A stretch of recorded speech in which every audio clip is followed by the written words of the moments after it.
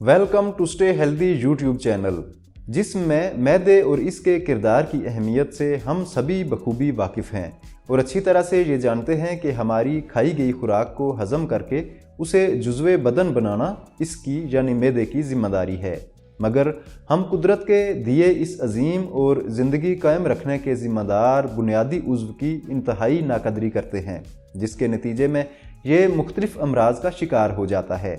ये हमें कुदरत की तरफ से सज़ा मिलती है और हम चाहते हैं कि किसी तरह से दोबारा ये तंदुरुस्त हो जाए, मगर बाज़ औक़ात ऐसा मुमकिन नहीं हो पाता।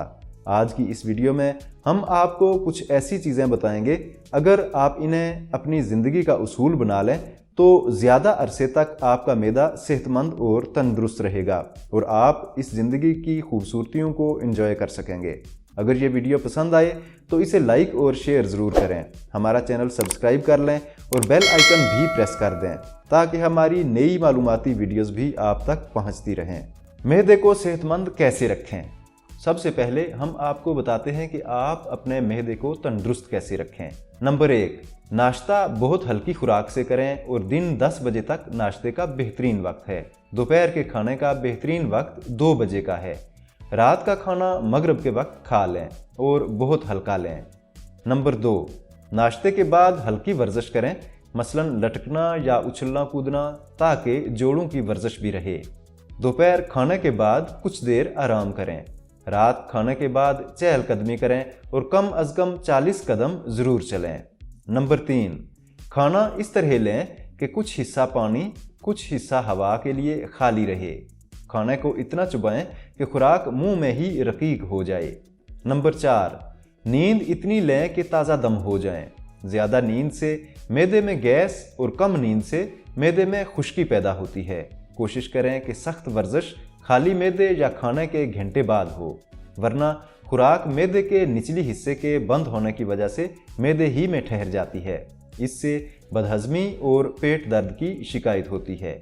नंबर 5, सोने में ज़्यादा देर बाएं करवट और उल्टा न सोएं, वरना गैस पैदा होती है। बेहतर है कि करवट बदलते रहें। याद रहे कि ज़्यादा देर दाएं करवट सोने से खुराक फिसल जाती है।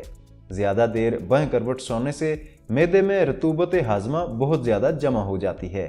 उल्टी करवट सोने से पेट दबता है, यूं खुराक ऊपर ग़िज़ाई नाली तक भी आ सकती है, जिससे तेज़ाबियत का मर्ज़ एसिड रिफ्लेक्स पैदा होता है। अब हम आपको बताते हैं कि मैदे को कौन कौन सी चीज़ों से बचाया जाना चाहिए। नंबर 1, ख्याल रखें कि पेट पर किसी सूरत ज़र्ब या कोई चोट न आए। नंबर 2, स्ट्रेस से बचें, क्योंकि स्ट्रेस हार्मोन्स मैदे को बुरे तरीके से मुतासर करते हैं।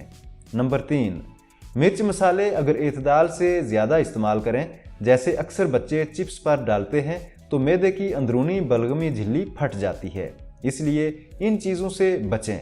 नंबर 4, अगर सीने में जलन रहती हो तो दूध मीठे दही का इस्तेमाल करें। अगर भूख कम लगती हो तो तेज़ाबियत की ज़्यादती पर गौर रखना चाहिए। अगर खाने के 4 घंटे बाद भी पेट भारी महसूस हो तो हाजमे की खराबी की दलील है, इसलिए फौरी तौर पर मुआलिज से रब्ता करें। नंबर 5, आम घी, बेकरी की अशिया, बेदरेग सुर्ख मिर्च के इस्तेमाल, आराम और अपने सुकून का ध्यान रखें। इस वीडियो में हम आपको हाई ब्लड प्रेशर से महफूज रहने के लिए इंतहाई कारआमद मालूमात दे रहे हैं, जो आपके लिए बेहद फ़ायदेमंद साबित हो सकती हैं, इसलिए ये वीडियो भी ज़रूर देखें। मज़ीद मालूमात नई वीडियो में। तब तक अल्लाह हाफिज़।